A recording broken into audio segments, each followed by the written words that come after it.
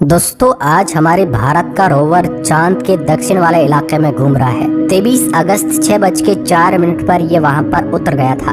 उसके बाद 8:30 बजे के करीब रोवर लैंडर से बाहर भी निकल गया। कितनी कमाल की बात है, जब यहाँ पर रात हो रही थी हमारा रोवर चांद की जमीन पर कदम रखने जा रहा था और उसने वहाँ पर अपना काम भी चालू कर दिया है। यहाँ तक कि दोस्तों रोवर जब लैंडर के अंदर से बाहर चांद की जमीन पर आ रहा था उस समय लैंडर ने उसकी तस्वीर भी कैप्चर करके वैज्ञानिकों को भेज दी। रोवर की हैरान कर देने वाली तस्वीर आप स्क्रीन पर भी देख सकते हैं। लेकिन दोस्तों अब आपके दिमाग में सवाल आ रहा होगा कि 14 दिन तक ये वहाँ पर क्या करेगा। क्या 14 दिन के बाद वैज्ञानिकों का इससे संपर्क टूट जाएगा या फिर 14 दिन के बाद भी ये चांद की रातों के बाद भी जिंदा रहेगा। और इसने वहाँ से अभी कौन कौन सी तस्वीर भेजी है, यहाँ तक कि चंद्रयान ने 2 मिनट का एक लंबा वीडियो भेजा है, सब कुछ आपको आज के इस वीडियो में बताएंगे। अभी तक 2 दिनों के अंदर इसने क्या क्या चांद पर चंद्रयान से जुड़े अपडेट पाने के लिए जल्दी से चैनल को सब्सक्राइब कर लीजिए। दोस्तों जैसा कि आप जानते हैं कि चांद पर परिस्थितियां पृथ्वी से बहुत ही ज्यादा अलग है। चांद के जिस दक्षिणी इलाके में हमारा रोवर गया है वहाँ पर इंसानों का जिंदा रहना नामुमकिन है।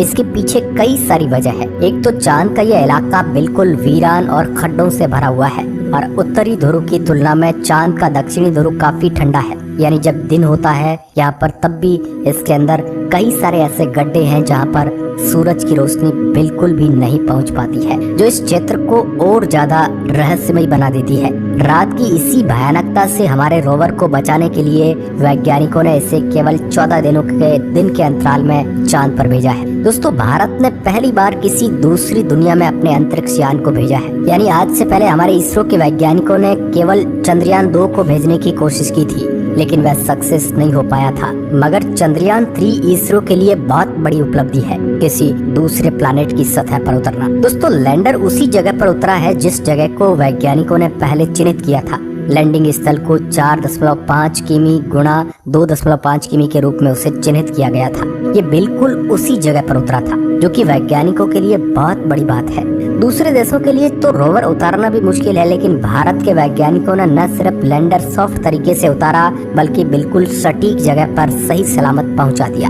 आगे की जानकारी आपको बताए उससे पहले आपको वह वीडियो दिखाते हैं जिससे चंद्रयान 3 के लैंडर ने जारी किया है। जब लैंडर चांद की जमीन पर उतर रहा था तब उसके अंदर लगे कैमरे नीचे के दृश्य को रिकॉर्ड कर रहे थे। ये वीडियो तब का है जब चंद्रयान 3 चांद पर धीरे धीरे उतर रहा था। ये वीडियो करीब 2 मिनट और 17 सेकंड का है। बताया गया है कि जब 23 अगस्त 2023 को चंद्रयान 3 चांद पर नीचे उतर रहा था तब लैंडर पर लगे कैमरा से चांद दिखाई दिया। इसमें चांद पर कई तरह के छोटे और बड़े गड्ढे भी नजर आ रहे हैं। एक तरफ लैंडर विक्रम का हिस्सा भी दिख रहा है, जबकि दूसरी ओर लैंडर के चांद के और करीब जाते हुए देखा जा सकता है। जैसे जैसे लैंडर चंद्रमा की सतह के करीब जाता है वैसे वैसे वहाँ मौजूद गड्ढे और स्पष्ट तौर पर और बड़े दिखाई देने लगते हैं। इसमें हम चांद को बिल्कुल क्लियर तरीके से देख रहे हैं। इससे पहले लैंडिंग के तुरंत बाद लैंडर विक्रम की ओर से चांद की कुछ तस्वीरें भी भेजी गई थी, वह भी आप स्क्रीन पर देख सकते हैं। इसके बाद दोस्तों जब रोवर बाहर निकला उसकी भी तस्वीर आप स्क्रीन पर देख सकते हैं, जिसे इसरो ने जारी किया है।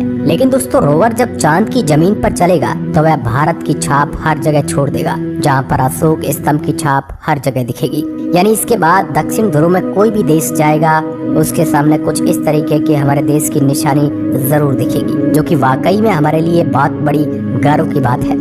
और ये निशान दोस्तों वहाँ पर मिटते नहीं है, क्योंकि अमेरिका ने जब पहली बार इंसान को चांद पर उतारा था उनके कदमों की छाप आज भी वहाँ पर मौजूद है। वैसे ही हमारे प्रज्ञान रोवर की ये छाप हमेशा हमेशा के लिए चांद पर छप जाएगी। अब दोस्तों रोवर को वैज्ञानिक अपने हिसाब से चांद पर कई तरह के एक्सपेरिमेंट करवाएंगे। चांद के बारे में हमारे मन के अंदर कई सारे अनसुलझे सवाल है। अब सवाल ये उठता है कि 14 दिन के बाद इसके साथ क्या होगा। क्या 14 दिन के बाद चंद्रयान 3 का लैंडर और रोवर काम करेंगे या बंद हो जाएंगे।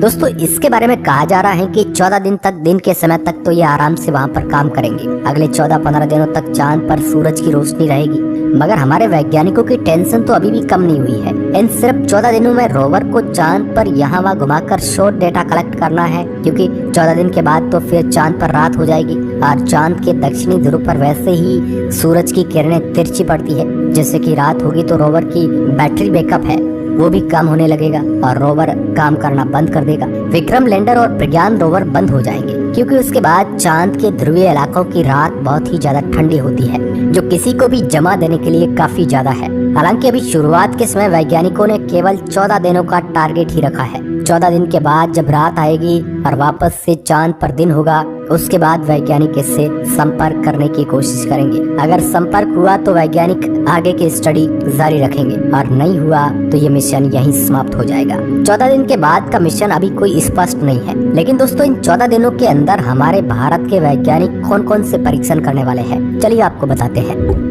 सबसे पहले तो आपको बताते हैं कि हमारा विक्रम लैंडर के साथ प्रज्ञान रोवर भी चांद पर भेजा गया है और अब चांद पर जितना भी रिसर्च का काम होगा वो हमारे 6 पहियों वाले रोवर की मदद से किया जाएगा। दरअसल प्रज्ञान एक रोबोटिक रोवर है जो चांद के अलग हिस्सों में जाकर उसकी सतह के सैंपल कलेक्ट करेगा और फिर उन पर अलग अलग टेस्ट किए जाएंगे। इसके अलावा जो चांद का वातावरण है वह भी बहुत ज्यादा रहस्यमय है। हालांकि चांद के पास वातावरण तो केवल नाम मात्र का है, यानी इतना पतला है कि वहाँ पर सूरज की जो खतरनाक किरणें हैं वह भी उससे रुक नहीं पाती है। अगर चांद पर कोई इंसान जाता है और बिना किसी टेक्नोलॉजी यंत्र के रहता है तो उसके लिए बहुत बड़ा खतरा हर वक्त बना रहता है।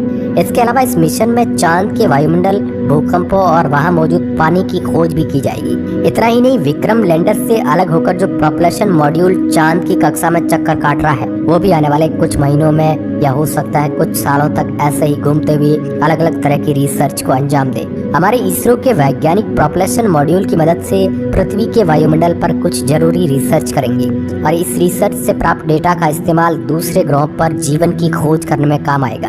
अब सबसे अहम सवाल है कि 14 दिन की रिसर्च पूरी होने के बाद विक्रम लैंडर और बाकी सारे उपकरणों का आखिर क्या होगा असल में। कुछ लोगों को लग रहा है कि क्या विक्रम लैंडर को वापस पृथ्वी पर लाया जाएगा या फिर मिशन पूरा होने के बाद ऐसे ही चांद की वीरान दुनिया में विक्रम लैंडर को छोड़ दिया जाएगा। दोस्तों रोवर चाहे कोई भी देश भेजता है वह वहाँ के लिए ही भेजता है, उसे वापस नहीं लाया जाता है। हालांकि 14 दिनों तक वहाँ पर रिसर्च करने के बाद 14 दिन की रात में ये सरवाइव कर जाता है तो वैज्ञानिक उसके आगे भी इस मिशन को स्टार्ट रख सकते हैं। लेकिन इतनी ठंडी रातों में इसके साथ क्या होता है ये तो आने वाला वक्त ही बताएगा। हो सकता है 15 दिन बाद हमारा ये मिशन चांद की अंधेरी दुनिया में हमेशा के लिए चला जाए। लेकिन दोस्तों चंद्रयान 3 मिशन के बारे में आने वाली पीढ़ियां जरूर पढ़ेगी। इस मिशन ने भारत का सर दुनिया में ऊंचा कर दिया। पूरी दुनिया के देशों को ये बता दिया कि भारत किसी से कम नहीं है। आगे भी दोस्तों इसरो कई सारे मिशन प्लानिंग कर रहा है। चंद्रयान 3 तो अभी की शुरुआत है। धीरे धीरे हमारे वैज्ञानिक पूरे सौरमंडल पर अपने मिशन को भेजेंगे। मंगल पर इससे पहले हम मंगलयान भेज चुके हैं, लेकिन मंगल ग्रह पर अभी तक भारत ने कोई रोबोटिक रोवर नहीं भेजा है। लेकिन अभी सफलता के बाद हमारे वैज्ञानिक रुकने वाले तो बिल्कुल भी नहीं है। सूरज पर मिशन भेजने की चर्चाएं अब इसरो के अंदर तेज हो रही है। इसके अलावा सब जगह पर मिशन भेजे जाएंगे। पहले तो दुनिया के देशों को भी यकीन नहीं हो रहा था कि भारत इस मुश्किल माने जाने वाले मिशन को सही सलामत कर भी पाएगा या नहीं, लेकिन अब दुनिया के देशों ने भारत का लोहा मान लिया है। बाकी दोस्तों आप इसके बारे में क्या सोचते हैं कमेंट के माध्यम से हमें जरूर बताएं। आज के इस वीडियो में बस इतना ही। जय हिंद, वंदे मातरम साथियों।